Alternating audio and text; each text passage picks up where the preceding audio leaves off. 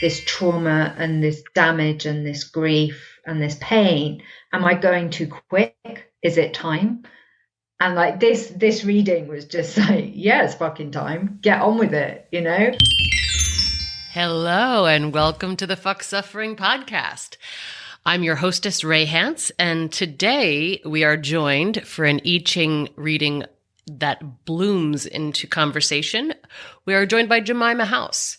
She is a teacher who teaches at the highest levels of intuitive body-mind wisdom and helps people heal self-sabotage and codependence. She's a guide for humans that desire deeply connected and true relationships, and don't we all? Isn't that a pain point for so many of us? We today get into some pretty exciting things about heartbreak, and who doesn't enjoy a little exploration of heartbreak? Why can't we stop picking the scab? What are we willing to know? Bracing and receptivity. What are we willing to not know? When is it time for action, and is there ever a bottom to grief? Thanks for joining us. Jemima's question for the I Ching is, what is my correct path for the next 3 days? I was speaking with my sister about this. Yeah. And I said, I feel a bit fearful. I feel a bit like, I don't know if I want to be like really vulnerable and raw and all those things, and just kind of talked it through with her. Yeah. And actually, it's just the same pattern. Like, I always get that fear. And I'm really good at it. Like, I'm really good at showing up anyway. So I was like, well, fuck it. It's a great opportunity. So. And that's kind of the thing, right? Isn't it? It's just like, it's all just about connection. Yes, all it of it is always just about connection and how much we're going to be willing to be seen in this moment. Like I was telling my boyfriend outside, like I'm nervous too, because this is something I really wanted to do for a while, and I've like found a million reasons why not, like including like which microphone and this and that, and then here the microphone doesn't even work. You know what I mean? So it's like that again, right? Yeah, I know. It's hilarious. So what's underneath? What's underneath? Exactly. All the ways of getting in my own way, right? Like the thing that I work with other people on. Here I am, messy human, doing the human thing. Yeah. Lots of fun. So let's begin with your first question. And also, I just wanted to say you can decide after we're finished whether you want to be anonymous or have your name on it. I want to make that option available. So if people feel like a little like overexposure hangover at the end or whatever, depending on how it goes, like that option is always available. And if there's anything you want me to take out, I can take out. Just want to make that clear. All right. My first question is inspired by some of the prompts that you sent to me. And I would like to know what is my correct path until the end of this year. Because it feels like a very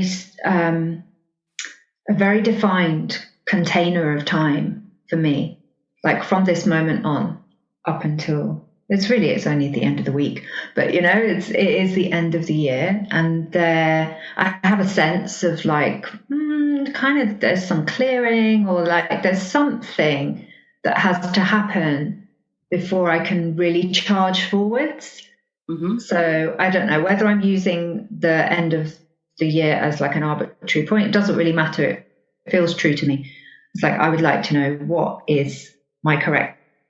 And I did also reflect on what you had mentioned about, like, you need to really want to know, you know, like you need to be open to what you're going to be shown. What are you willing to know? Yeah. Yeah. And I think that was something that provoked the fear in me last night, where I was just like, oh, fuck, like really, do I need to brace myself? And I was like, no. It's not about bracing. No, not at all. It's about receptivity. And that really softened it and made it feel very different. And that question feels like, yeah, I'm so open to hearing the answer to that. So actually brings more excitement than fear, which is always good. Hard things are soft things that we're seeing from the wrong angle, really. Yeah, I love that. Yeah. It's like, oh, hang on, that's so true. Move over here a couple steps and look at it from over here, have a seat. Oh, okay. Doesn't have to be hard. It can actually, the softer I let it be, the faster it moves. And when you're ready, you're going to shake the coins in your hands and you're going to throw them down. You're going to tell me how many heads and how many tails. And we're going to do that 6 times. Okay. Tell me when to stop, right? One more. Yeah, one more. Okay. I'll be doing this forever, the rest of my life. There are worse things.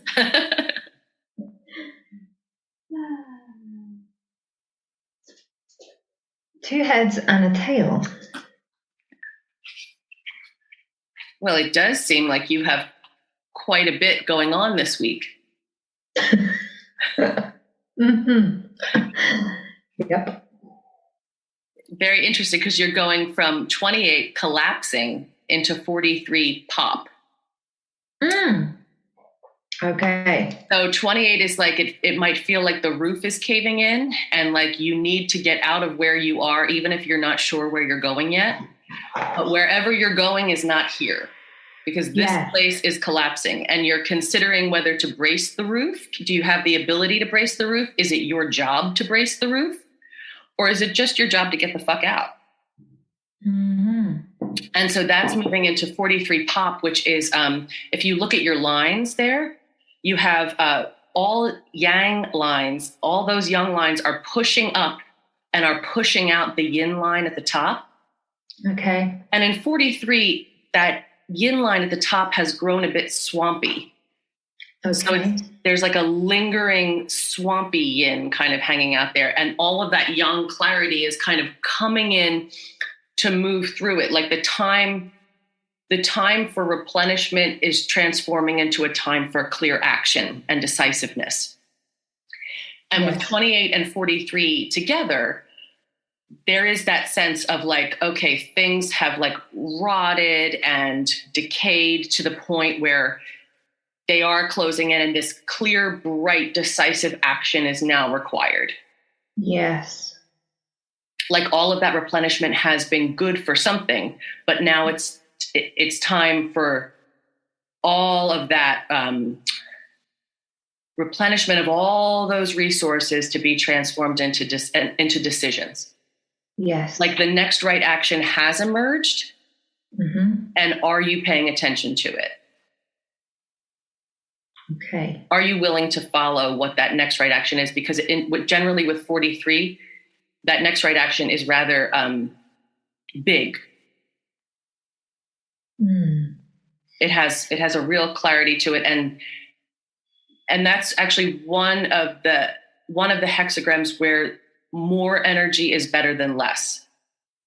Because a lot of times a sort of spaciousness and patience are indicated. But in 43, it's like lance the boil. Like there's like an ingrown hair that needs to be opened and pus to come out and the hair to be freed, freed or plucked, one or the other. But the pressure has become too painful. Yes. And you are at risk of infection. Okay. Wow. Yeah. So let me read you a little bit of that and see what resonates for you and what it brings up for you. Collapsing, like a dog in a dollhouse, you're right sized, but wrong for this space. This is not your house. These are not your people. Get out. What in the structure of your life right now is warping under the emerging weight of you? As you expand, who or what can no longer hold you? Critical mass has been reached. The old structure is collapsing. Primal forces are being restored. There's no time to determine if this is good or bad. There's just time to get the fuck out from under the collapsing roof. This is not your home. You carry that with you like a cell in the shell of the world turtle. Is that anxiety you feel, or are you just resisting the impulse to move? I mean, safety is overrated, and that surge is a gift. Open it now. Swarm off like bees leaving an old hive. Don't look back. You have everything you need and then some. Use your resources to build a better house, a home that endures rather than collapses. If you feel you can brace the ridgepole and prevent the impending collapse, fine, do that. But are you doing it because it's expected of you or because it's yours to do? If there are transforming lines, follow them. So now you have a transforming line at the bottom at line 1. So this is the bridge that's connecting the 2 hexagrams. Okay. This is what's on the path between getting out from under the collapse and moving through into popping out. Okay. Be conscientious. Pay attention to the small details. Style and substance both matter now. It's not just what you do, but how you do it. How you move as you set the table. Which dishes you use. The tiniest motion reverberates. The situation is like the end of a Jenga game. Exhale before you move. Settle yourself. The structure may have tumbled in this hexagram, but what you have learned here will keep you from making the same mistakes again.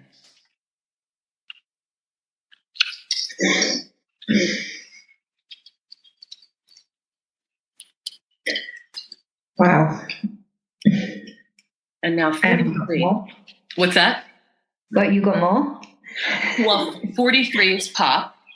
Yeah. Pop the pimple, decisive, total, quick. Squeeze out the pus, no trace of stagnation left behind. Mm-hmm. Tension has built to the point where action is inevitable. Both of these hexagrams are about that. Tension has built to the point where action is inevitable. Decisive, incisive, swift. It's time for the sword. Lance the boil. Pop and adulting are the 2 places in the I Ching where force is required. Have you been living like an ingrown hair, afraid to put yourself out there completely? When you get close, do you turn inward again toward old habits? That time is over. The crisis is here. Is your retraction a trauma response? What is trauma? An impact that you could neither absorb nor metabolize, so an injury is left behind. It swells. The injury lasts long after the impact has passed, buried under the skin.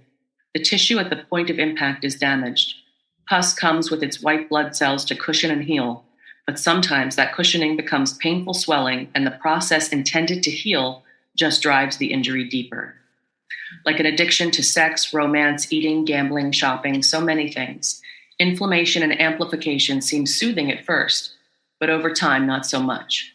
Stop doubling down on numbing and distraction. It's time to lance the boil. The traditional image also suggests transverberation, a human penetrated by source, fucked open.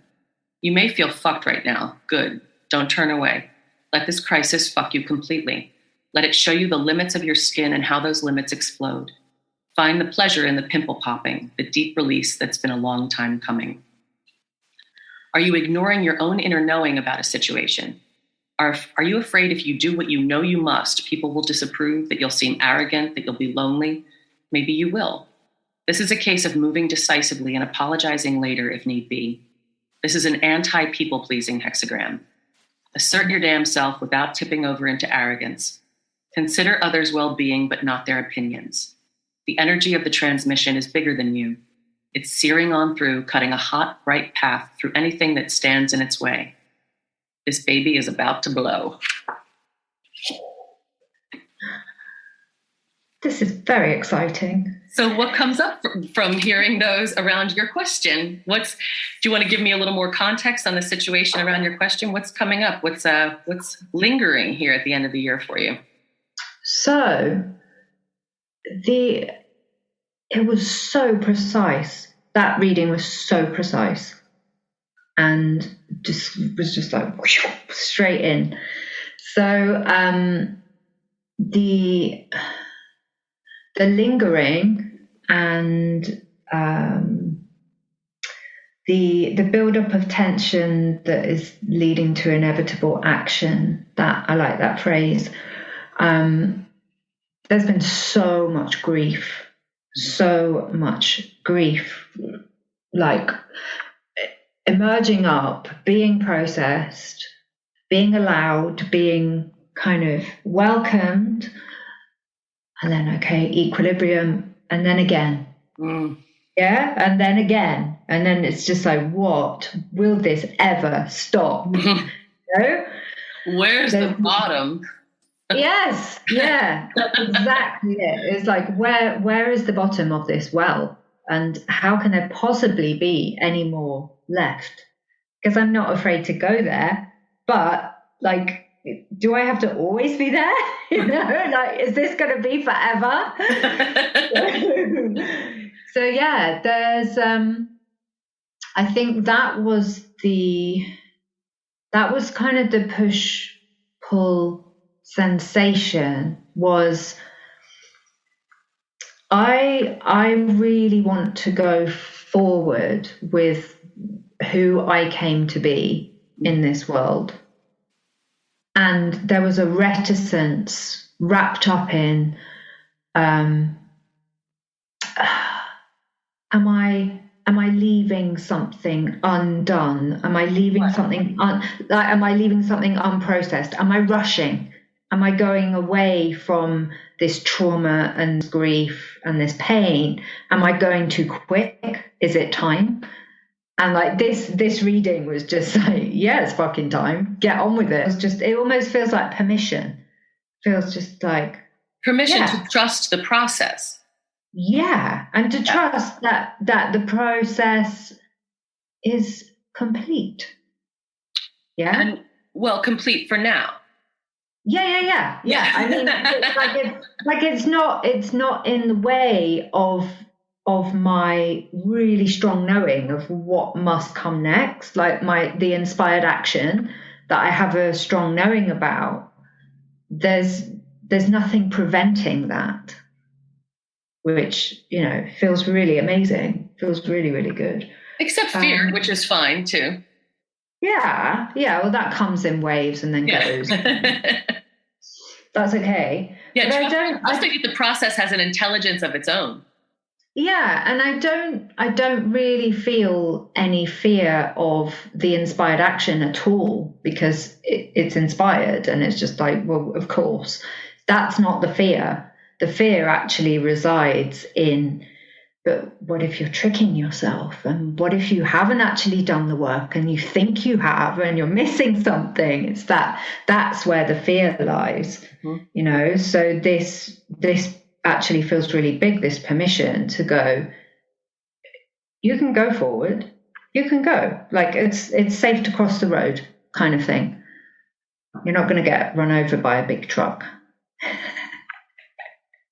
Not this time. Not on this road. Yeah. So what does your next inspired action look like? It's the focus on my work in the world, and the next layer of realness and vulnerability that is going to be like, it's for the highest good of everyone. It's going to be in service to me, but it's also going to be a massive service to my clients, because it's more of the magic. And the parts of me that I would hold in fear of, that's too messy, I can't show you that, or that's too painful, I'm afraid to let that go out into the air. Like, those parts, actually, that's the permission. It's like, no, it's okay. It's okay. You can take the plaster off now, and you can let the air get to the wound, and it will heal. And in that, like, it's not just my healing. It's the other people that I touch as well, with the work that I do. So it feels very whole. It feels very kind of natural and whole, and quite pure, actually. There's like a sense of purity with it. I don't really know what that means, but cauterizing the wound, getting in there and irrigating it and getting all of the old stuff out. Yes. Yeah, maybe that's it. So both of these are about an existing amount of decay that's moving through. Yeah. So what does that decay look like to you? How's that manifesting in your life right now? It's like a picking at the scab. It's like a disturbing the natural process of healing when you won't be able to see it soon because the skin will be healed. What's the scab made of? It's returned to it. Is it? Do you want metaphor or do you want actual? No, tell me what for real. Like what? So what is the thing that's keeping you in the place where the roof is collapsing and keeping the ingrown hair throbbing? What is the thing that's summoning this leaving and squeezing out? What's still sitting in there? It's a disbelief. It's a disbelief of and an arguing with what is. It's a disbelief of the way shit went down at the closing out of this relationship, which it just rocked me, just like totally shook me, because that's not how things were carried out during the time that we were together. So how did it go down? So 2.5 years of pretty conscious communication and then an ending that was abrupt and without explanation, without any vulnerability, without any kind of without any heart. That's how it felt. Just like a removal. Just like, okay, we're done here. I'm going to remove myself. Not from my part. So yeah, a lot of shock and kind of like reverberation from that. Almost like a pop, like a squeezing out without. Yeah, and like a tendency then for me to want to return, because it's almost like I'm on the bounce still, you know? Like if you throw a hard ball really hard, it's kind of like da, da, da, da, da, da, like that, like bounces about for a bit. So that's the space I've been in. And I think that pull has been so strong to keep returning to that spot, to be like, what the fuck happened? Like what? Yeah. You know? To dig around in the house with the collapsing roof. Yes, exactly that. And that is the picking of the scab. That is the like, I need to see what's underneath. I need to know, because I don't know. So yeah. Can you know? Can I know? Not really. It's not mine to know. And that is sometimes the hardest practice of all. So hard. That whole not knowing is most intimate. Like the real intimacy is in the abiding and not knowing. Oh, it's excruciating. Excruciating. It is. Because it feels so groundless. Yes, that is a really good word.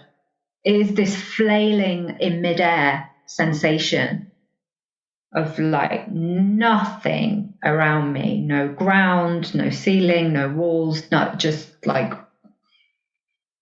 totally open. This is actually reminding me of another Zen thing where it's like they say that groundlessness is actually the safest place to be because there's nothing to fall into.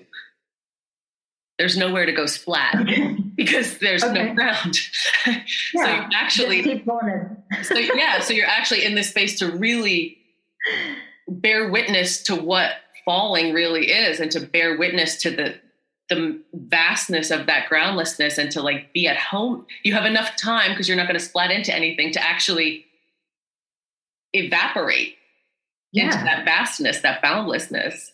Yeah. And as I've sat with this in different forms over the past months, the word that keeps coming to me also is freedom. Yeah. It's the freedom in it, which is just like, well, yeah, there's nothing to bash into. There's nothing to restrict me. I can be as big as I want to be. Exactly. Which is like amazing. There's nothing to hold back because there's no one to please. Yeah. There's nothing to splat into. Yeah. So that's actually, yeah, again, that the roundness of it, the healing in the pain of it is. But it takes so long to like be fully with the pain of it until you become at home with that groundlessness, with that feeling of falling and vastness, to be like, oh, actually, this is sort of like my native habitat. Yeah. Because at first it just feels like fear, and allowing it to move into freedom, and not like, instead of like clenching on the fear and like looking to grab onto something so you can stop falling, usually a person. Let me grab onto this person and hang on tighter. So I don't have to have this feeling. So I don't have to be this free, because if I'm not free, what do I have to be responsible for? How do I have to show up in ways that make me deeply uncomfortable? It's like, Yeah.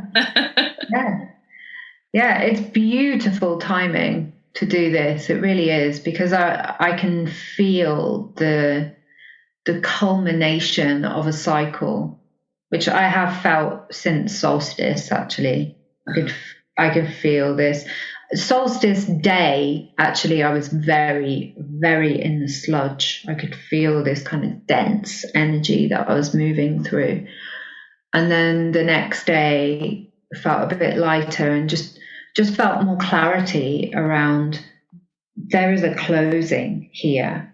And even in the habitual return to the picking of the scab and to the wanting to know, the echo is fainter. It's like now I can see that it's habitual. Now it's not compulsive. Now it's not, I can kind of like, oh yeah. And it's a habit. Yeah, I'm noticing it, and I look at it and I'm like, oh yeah, I'm doing that thing. Yeah, don't have to do that if you don't want to. It's just like, wow, what a concept. And that to me, that is the mark of healing, is the recognition of being at choice again. That it's integrated. The impulse is just integrated into your whole being. Yeah. You have the option. If you would like to do that again, you can. Absolutely. Whereas I have felt for many, many weeks and months that choiceless in all of it, just like absolutely buffeted from place to place in this dizzying kind of chaos of like banging into hard things for the last few months, which has been awful, so awful. But it's so hard when you can see it but you can't stop it. Yeah. Oh, yeah. That is the worst feeling. Yeah, it is. It is. Yeah.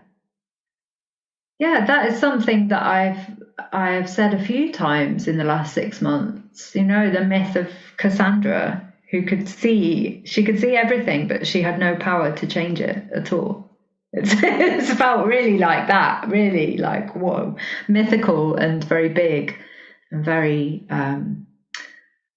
very kind of out of my control. And I don't really like that word much. I prefer command. Like I want to be in command of my experience rather than in control of it. I don't want control, but I want to be in command of my experience, in terms of I want to be able to choose. I want to know myself as being at choice and as being intentional about how I create.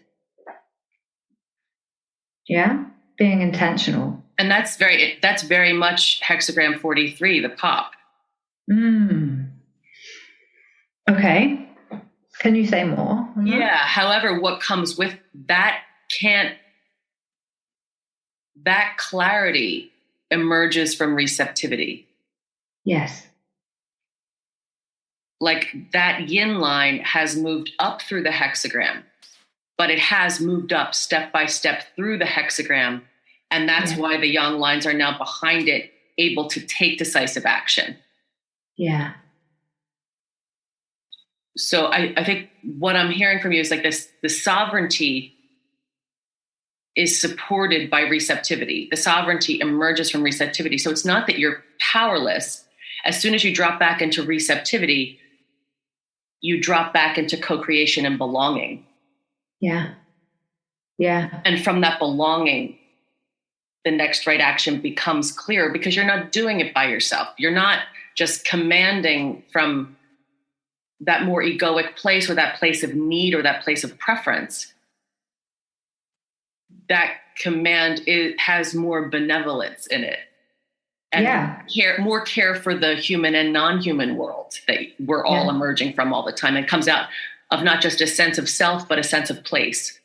I feel I have a really strong felt sense of this, of how you describe the yin line has moved to the top and it's moved through each of the yang lines and now it's at the top, and it feels to me very much like wet earth, like being really rooted in the wet earth, and so that the strong trunk of the tree can grow, which will also have this fluidity, like it also moves with the wind and the weather. But it's like, how do I say it with words?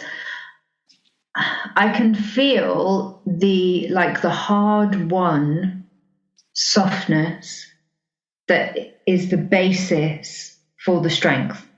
If that makes sense, yeah. So there's absolutely no brittleness whatsoever. It's very, and I keep coming to this feeling of like it's very rounded. It's very natural. It's very holistic, and there is this sense of integration again. It's like heartbreak and pain and suffering and all these parts make up the true strength. Like they are the softness that makes up the true strength. Like muscles are soft, but they are really strong. So, as long as you're able to get up out of that bed and move back into the world. Because like it's interesting because so your hexagram 28, your first hexagram, has a yin line at the top and a yin line at the bottom, and yang lines in between them.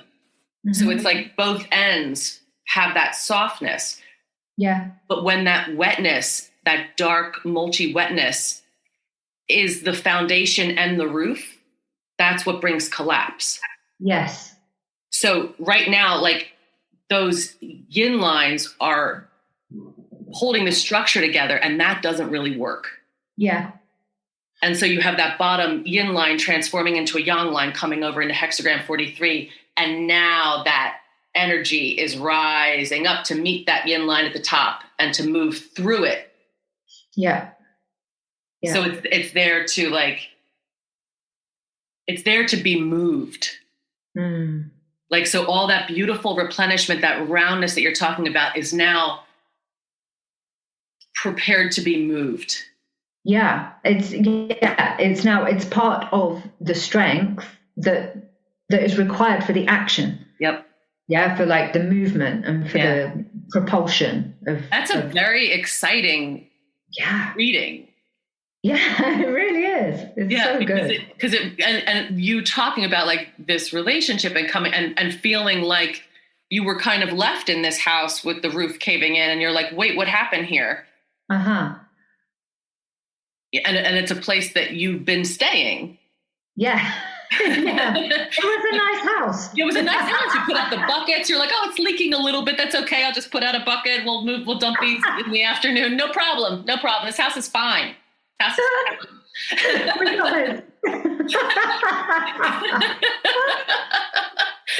Little plaster falling down. You're like, oh, just put in another bucket. This house is fine. I mean, my God, how often do we do that? Oh yeah. Have you felt like you've been in collapse? Yeah. Oh, hugely so. Okay. Hugely so. like in just this like sludgy, mushy pile of goo. Completely. Yeah. Like will there be a body to emerge from this? Yeah. Like, is this even a person? Yeah, like, exactly. What is this? Like all you can feel is like the slight pulse of ruin, just like. That's perfect. That's so perfect. Little twitch of the pulse of ruin at the bottom of the pile. Yes. Yeah. God, trusting those moments is so hard. Until it's soft. You know, the more we stand over it and be like, oh, that is hard. That looks messy. That looks inconvenient. And I just want to get out my Swiffer. Get that out of the room. That's seriously the whole feeling. Like, what a vibe. That is so disgusting. Can we just get rid of it? God, I cannot ask anyone to hold this ever. Like, I don't even know what that smells like. Somebody had oysters a few days ago. I don't even know what that is. Is that cheese? Oh, God. Move it to the garden. And it's like hot, like a hot compost pile. And you're like, oh, hot and dark and sweaty and just feels like it'll never complete. Yeah. Yeah. Oh. But it always does. Perfect. It always so perfect. Always does. Yeah. But, so what do you think, what is it about you that let you trust that? That let me trust the collapse. Trust the collapse and trust the grief. Trust all of it. Trust the process. Because I've done it before. Yeah. I mean, that is the thing that is irreplaceable about age. Yes. It is irreplaceable. Like that is the power that emerges from youth. Like we all get gifted this youth power early on. And how open are we to letting that that true confidence emerge, that true power that needs no force? Yeah. That power of surrender. Because goddamn, that really is the abiding power, isn't it? It really is, yeah. And I also think losing that pridefulness or the conceit of youth, the conceit that prevents the knowing that you're becoming is always like you're becoming more and more and more until you die. Right? Whereas I remember not even that many years ago being like, what do you mean? Like I'm not becoming anymore. Like surely I have become. Like I am enlightened. Like I know shit. You know? And it's hilarious. It's hilarious I ever thought that. I know. You know, whereas that is part of the allowing of processes like this is the like that baseline of I understand that it's okay, it won't be forever, and something precious will come from this and it will turn and all of those things, then that it's okay. Like it's okay to go into the dark and be in the mess, and it's going to flip because it always does. I found my mid-30s were that. Like I thought, oh, I've got this dialed. Like, I've been practicing meditation for like 15 years now. I'm like, I know that, grooving right along. Yeah. But like, really, the only thing to know is, oh yeah, more will be revealed. Like, emergence is constant. Yeah, fully. Like, yeah. Yeah, I had a really similar experience, mid-30s, kind of started to come into my power, and then left my husband, got divorced, and fell in love with this incredible spiritual teacher who just like fucked me right over. Oh, nothing like a good abuse of power to really deepen drive that practice deeper. Yeah. Right. What a great teacher. what he was, like, he was an amazing teacher. Yeah, in a way. And it was lovingly, you know, but at the time it felt like violence. What are you going to do? Part of it. I think it always does, you know, stuff like this. Stuff that matters, you know, sometimes it does just feel like violence. And sometimes it is. Yeah. Like that impact is real. And somebody irresponsibly causing that impact is also real. Yeah. And there are a lot of ways for us to hold each other's hands that don't necessarily involve bitch slapping each other. Do you know what I mean? Like, yeah, 100%. Yeah. I think that's actually very rarely called for. Yeah. It might take more time another way, a gentler way, but like, yeah. Yeah. And I really kind of want to honor my own wisdom here as well, because sometimes there are things that I just know. And then I go back and I just doubt myself and gaslight myself and just go, oh no, maybe I'm wrong. Maybe I'm being too egotistical, or, you know, maybe this, maybe that. And it's like, no, you fucking knew, you know. And that, I feel like that was one of the parts, was like, if you're not committed to taking care of your own process, then you become a liability. Don't know two ways about that. How does that feel in your body when that happens? Like that, because I definitely have this in my practice too. Like, when does confidence rub up against fear of arrogance? Okay. Like you're saying, like you have this inner knowing, and then you come into that doubt because you're like, what if I, like, who, you know, hey, maybe this is too far. I'm taking this up too far. I can't possibly really know this. Like, yeah. Like, where is that for you? How does that work for you? Okay.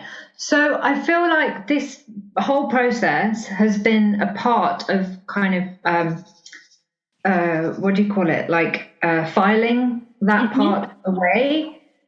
So the part that feels like a lot of friction and lack of self-trust, I feel like so much of that has been filed away, like with a file, not filed away in a filing cabinet. Over this past kind of 5 or 6 months. And I guess the doubt feels like vacillation. Feels like I described at the very beginning of our conversation, like standing on a high building in the wind, in the like imbalance and just wobbling. And that's the sensation that I associate with the self-doubt and with the like, oh, maybe there's another angle here. Maybe I need to see it from their point of view more. Maybe I need to be more compassionate. Maybe this, maybe that. Whereas what I am moving towards now is more of a sense of standing very firmly planted on both feet. And there is no, again, it's that soft strength. There's a soft strength to it. So it's not external. It's not like, and there's nothing pushing outwards. It's just me standing firmly on both feet and knowing that if that is the case, if I am right, then I need to just hold my own energy around me and just contain myself. And the trust is actually that what is incorrect, what is not a vibrational match, is going to move out of my field anyway, which is what happens. So, yeah. Yeah. And what that sounds like too is like that you're going from your head where the doubt lives into your feet where the roots are, where the ground is. Yes. And like almost that simple. Yeah. Like it can feel so difficult to move from your head to your feet. Like I find that like, oh, I've been 2 months in my head when I just had to I've taken to literally hopping lately. Like, just like do a little hopping up and down, you know, to just remember where my feet are, like just to physically like shake it out, like tapping a cup of flour on the counter, just to settle it and even it out. Get the level. Exactly. To just get the level. Exactly. Yeah. And to find the simplest way to just get the level. Yeah. Yeah. Yeah. I was with some friends over Christmas and we were doing this funny card game, but which one? It is, I don't know what it's called. Okay. It was devised by Ruby May, who's kind of a friend of a friend. Nice. But one of the prompts was the Taoist breathing in and out through the soles of your feet. And it's like so basic and it's so amazing. It's so amazing just for 2 minutes, and I just felt completely different just after doing that for 2 minutes, very relaxed, very all of my attention has now dropped down my body, through my body, into my feet, and to my connection with the earth, which feels phenomenal. Right, because that's where your best information is going to be coming from. Yeah. That's where the useful information. And then if you throw in a longer out breath with that, and you bring the parasympathetic nervous system online, next thing you know, okay, I'm awaiting further instructions from a very soft and receptive place. Okay. Yeah. Oh, there is actually nothing to fear. I belong to everything and always have. Oh, wow. Yeah. Yeah. Yeah. Amazing. Yeah. So good. So good. Yeah. Really, really good. And that full turn of trust feels so good as well, because the kind of misplaced trust in another, which can never be true. And then the I can't think of the word, but the rebound of going, I must only trust in myself, which also can't be true, to the whole, which is trusting in everything. I trust in emergence. Trust in life. Right. I trust that life is benevolent and that it is here for me. I trust the ecology of erotic emergence. I don't trust the story I have about who I am. I do trust that. I trust it all.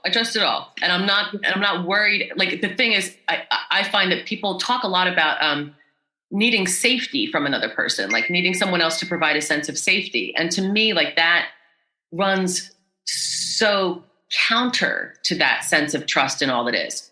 Yeah. And that's that thing that you're talking about of once you're dependent on someone else for you to open, then you totally lose your center. Yeah, completely.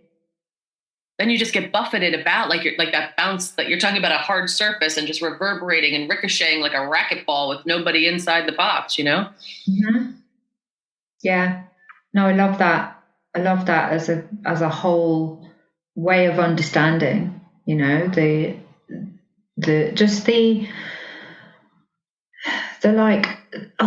relief in it, there's such a relief in understanding that it's working. It's okay. Right. And it's all right. And I don't need to brace, which brings back that softness. How do you talk with your clients about safety in relationship? How do I talk to them? This is something I've been thinking about a lot. There's such an emphasis put on it sometimes, and I think sometimes that emphasis is misplaced because it can have a really awful effect on desire. There's a certain element of danger necessary for desire, and there's a certain amount of danger required to trust, to have that trust in all that is, that allows for real intimacy to take place. Mm. I kind of feel like it bears a similarity to long-standing and deep yoga work, where you start from the outside and you start to move to the inside. So it's very, very coarse to begin with, and you're focusing on, oh, this is my quad muscle, and this is how my hand works, and blah, blah, blah, until you actually you move into not only subtle body, but into the very, very deepest layers of what's inside. That there's no way you could have felt those at the beginning. Right. Because you just did not have that awareness. Oh, that's so good. That's so good. Yeah. And that's how I understand and how I guide people towards a sense of, I don't think I ever call it safety, but it's this sense of internal strength that comes from being internally referenced. Because so many of the women who come to me are, and of course, because this is my story, have been externally referenced for so long. Yeah. Which, without doubt, always comes with major wobbles, because how can it not? If you're always looking outside of yourself to understand, like, whether you're okay or not, as soon as that outside of you changes, you're not going to be okay. So it's just like, duh. But it's like the same duh as like being in your head for 2 months and being like, wow, I am in this loop that's generating nothing but anxiety. Yeah. But the energy is not getting out of me. It's just circulating inside me like an ingrown hair that needs to be popped. And like, I just need to get into my feet.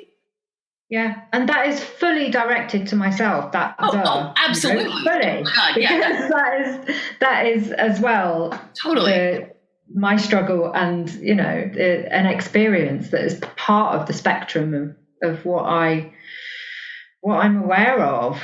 But definitely, this internal. It's like, okay, so I like to look through the lens of masculine and feminine as well, and go, okay, so let's have a look at your healthy masculine structure. What does that look like for you? Because with a lot of women, there is no problem with the feminine flow other than it doesn't feel safe enough to come out yet and to show itself and to be deep and full and all those amazing things. It's not like it doesn't need coaxing. It doesn't need stoking. It doesn't require to be grown. But it does need a container. It just is. But it needs a container. And if you are constantly looking outside of yourself for that container instead of having your own, then that's going to cause problems. It makes a mess. You can't help but seep and leak instead of filling a well. Yeah. It's just making a mess. But that's the inner hierogamos. Like that is like the work of alchemy. You know what I mean? Yeah, once you can move between them. And that's so interesting because that's really your 2 hexagrams too, to bring it back around.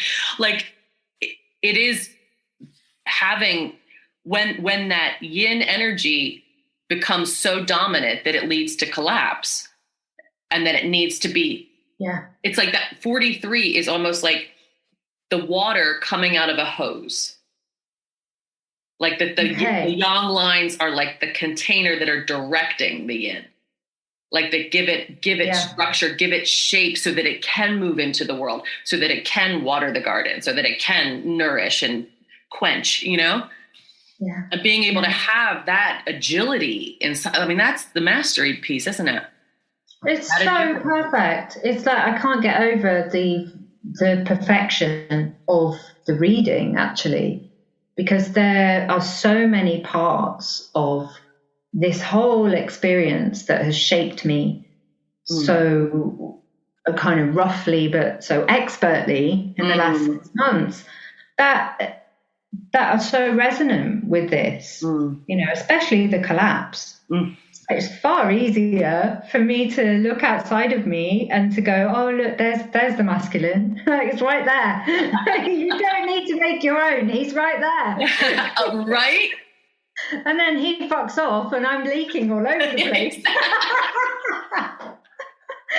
So, right. Yeah, the soggy roof is falling in. So it's beautiful, Oh, it's so true. It's so true. Really. But then being able to have the capacity to hand that structure over when it is provided is also so beautiful. Yes. Yeah. Able to be like, okay, I know these are my skills. And then now I am, oh God, for me to be in that full, open, blooming, like soft, squishy. Oh, so sexy. So good. Yeah, but to be that shapeshifter, that inner the shape shifting of that inner hieros gomos, of to be to know all of those energies and to be able to embody all of that when in response to what's emerging, like God. Yeah, mastery for sure. Yeah, that's Eros right there. That's the yummy. But man, getting in the head just like totally squeezes it. It just bends the hose, pinches the hose. Nothing can come out once you're in there. Yeah. Oof. That's that. I got that anxiety feeling of feeling like your head's going to explode, because that is where you have bent the hose of your life force. Yeah. That's where you put the kink in the hose. So yes, it does feel like your head is going to explode, because that's where you've left the pressure to build. Yeah. That's the pop, and that's the pop, the release that can finally come by simply just like unbending. Straighten it out. Yeah. Just, dropping on the feet, pour in that Drano and just like let it, that gentle Drano. It's nice when it can be. Not always. Yeah. Like that thing you were talking about, like sometimes you're just brought to your knees again. You're like, oh, really? Again? Brought to my knees again? Again. That is not convenient. I am just trying to buy some broccoli, some milk, some eggs. I do not need to be brought to my knees right now. Oh Exactly. Yeah. Oh, that was it the other day. I'm just trying to put some fuel in my car. Exactly.